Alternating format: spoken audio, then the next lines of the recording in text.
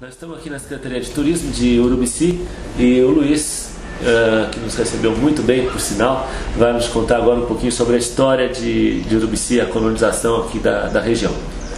Marcelo e Eliane, a colonização de Urubici começou aproximadamente nos últimos anos da década do século XIX, mais precisamente 1880, com a chegada dos primeiros colonizadores paulistas, mas que vieram através do Rio Grande do Sul, já que inicialmente o destino dele era a região de Vacaria, onde eles pegavam gado e levavam para Sorocaba, em São Paulo, aquela famosa história dos tropeiros.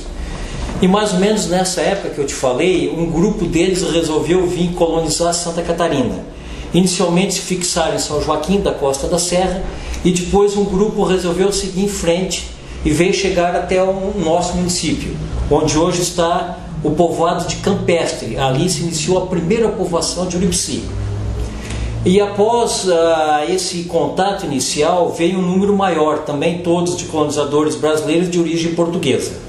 Mais tarde, em 1895 aproximadamente, chegaram um grupo de alemães que vieram do litoral de Santa Catarina, da região de São Pedro Alcântara.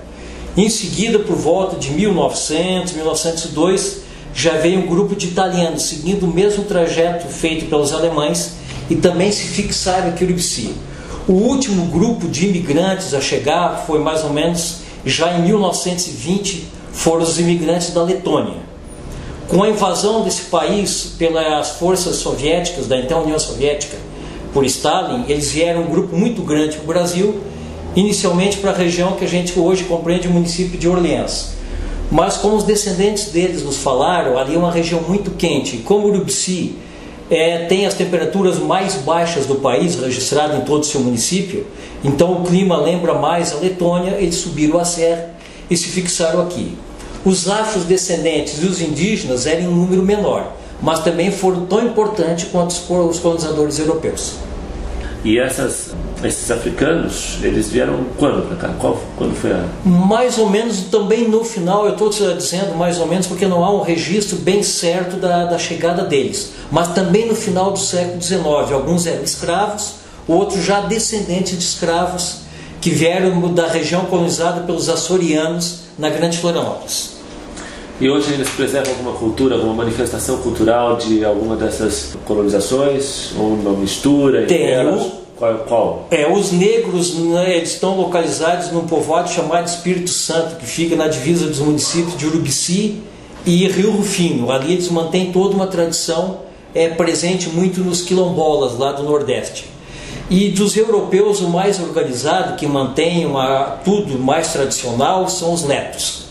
Eles têm desde coral, eles têm danças folclóricas, existem grupos que falam a língua leta. Para você ter uma ideia, Marcelo, com o fim do comunismo e a queda do Muro de Berlim, o primeiro município que veio uma delegação oficial do Ministério da Cultura da Letônia e também um grupo da televisão estatal foi aqui em Urubici.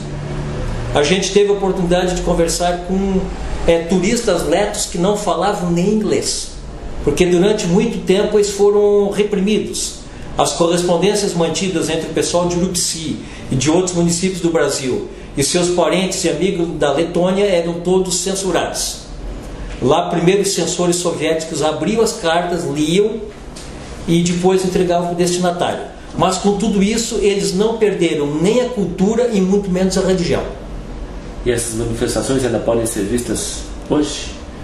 Pode ser. Festas típicas ou no dia a dia? Existe alguma apresentação que seja mais voltada para o turista, ou essas apresentações são exclusivas entre as comunidades? Por enquanto é mais voltada para as comunidades nas festas religiosas e festas do município, mas há digamos assim, um grupo que está querendo fazer algo melhor e mostrar para o turista também, o turista comum, digamos, que possa vir no final de semana visitar o nosso município, eles possam fazer uma manifestação. Sim. Algum tipo de apresentação, não é? Sim. Além de, por exemplo, a Igreja Batista, ela é idêntica à da Letônia, construída de madeira já há mais de cerca de 50, 60 anos, e ela é considerada idêntica à da Letônia. Na área da gastronomia, alguma algum prato típico que até hoje possa ser saboreado, que seja ainda trabalhado aqui na região, ou mesmo entre as comunidades ou para os turistas? Isso, as quatro etnias maiores, digamos assim, todos mantêm seus pratos, tanto os portugueses, que são mais presentes no dia a dia, que é o arroz com feijão, que é típico de Portugal, os alemães com seus doces, que são imbatíveis, a culinária italiana, que, como vocês sabem, é considerada a melhor do mundo. Aqui o Urubici também não é diferente, todo o prato italiano.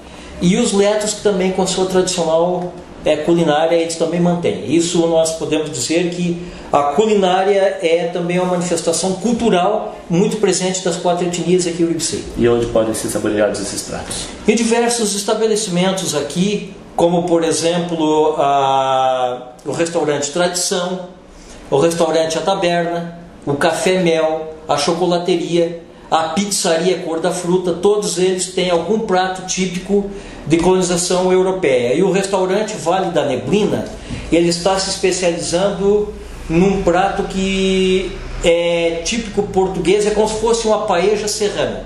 Ela é feita de carnes, aqui com pinhão e hortaliças daqui de Urubici. Luiz, por favor, mais antigamente, ali no início dos assentamentos aqui em Urubici, eu tenho registros que começou em 1970, assim, o ciclo da madeira. Tinha muitas madeireiras por aqui. Como foi isso? Por que ela foi terminando e dando lugar à agricultura? Ou a agricultura já era forte naquela época?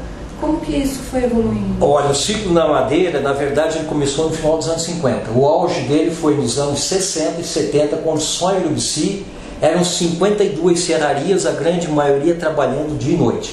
Aliás, infelizmente, para nós da região serrana, foi o grande problema que nós tivemos, que travou o nosso desenvolvimento.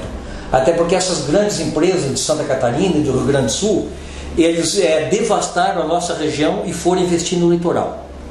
E aí, nesse meio tempo, quando começou a rarear a madeira, que era a araucária, já que outra árvore eles não tinham interesse nenhum, então a agricultura começou a surgir como uma fonte alternativa para as pessoas que permaneceram no município, já que a grande maioria acabou tendo que ir embora justamente por aquilo que eu falei. As indústrias devastavam o município, investindo no litoral, então não tinha um emprego maior a não ser que a pessoa trabalhasse na serraria. E quando a madeira acabou, os pais tiveram que ir procurar um outro local para conseguir emprego e dar estudo para os filhos, já que no final dos anos 60, dificilmente alguém mandava um filho estudar em Florianópolis. Hoje é comum, mas naquela época o pai e a mãe iam e o filho morava junto com eles, até pelo menos fazer o segundo grau ou uma faculdade. Certo. Hoje em dia, você acha que o turismo ele tem de alguma forma preservado a cultura, ou ainda não existe uma relação direta entre esse resgate cultural e a atividade de turismo em Urubici? Não tenha dúvida que o turismo que está iniciando ainda, como diz, o turismo está engatinhando em Urubici, mas ele é uma fonte agregadora. Não há dúvida que vai haver um resgate da cultura urubiciense de todas as etnias presentes no nosso município através das apresentações para os turistas aqui. Ou seja, uma coisa vai levar a outra. O turismo hoje já é a segunda fonte de arrecadação do município de Urubici. E eu acredito que mais 5 anos será o primeiro. Muito bom, eu acho que muito obrigado, Luiz, e agora vamos terminar de conhecer as belezas aqui de Urubici para a gente mostrar tudo para os internautas da nossa reportagem. Legal, eu que agradeço a visita de vocês aqui para ajudar a divulgar o nosso município. Obrigado.